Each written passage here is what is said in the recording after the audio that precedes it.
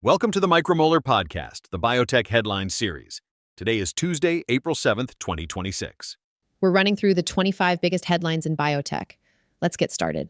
Gilead is making a major oncology bet by acquiring ADC developer Tubulus in a deal worth about $3.1 billion. ADCs remain one of the hottest areas in cancer drug development. The global pharma pipeline has shrunk for the first time in decades, raising concerns about a broader slowdown in drug development.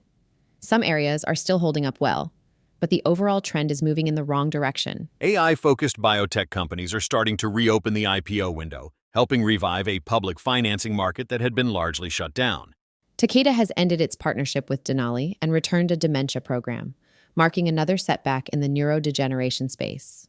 Eli Lilly is expanding its Alzheimer's partnership with AC Immune, doubling down on one of the most difficult but commercially important areas in biotech.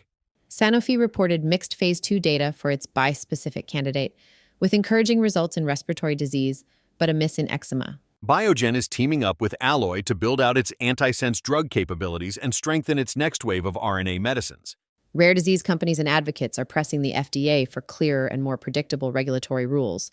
Recent FDA reversals in rare disease cases are creating fresh uncertainty around what kind of clinical evidence the agency is willing to accept. The FDA's latest budget proposal points to a push for faster drug development, broader modernization, and new operational initiatives. Drug pricing pressure tied to U.S. policy could push more companies to delay or deprioritize launches in Europe. That would be a meaningful shift in how biotech and pharma think about global commercialization. Novavax is trying to turn its Matrix-M adjuvant into a broader platform business through new partnerships with Sanofi and Pfizer. Researchers used AI to generate a new drug candidate for opioid addiction, another sign that AI is starting to produce tangible outputs in drug discovery.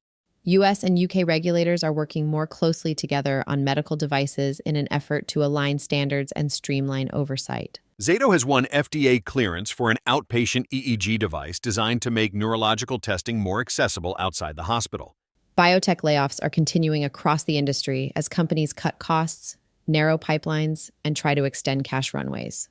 More biotech companies are leaning on outside platform partners instead of trying to build every capability in-house.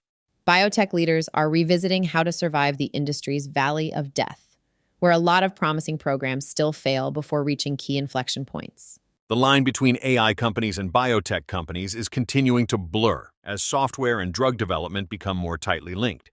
Immunology and cardiovascular disease remain two of the strongest areas in biotech, even as the broader pipeline starts to weaken. And finally, biotech deal-making is staying active despite a volatile funding environment, with large pharma still willing to buy or partner for innovation.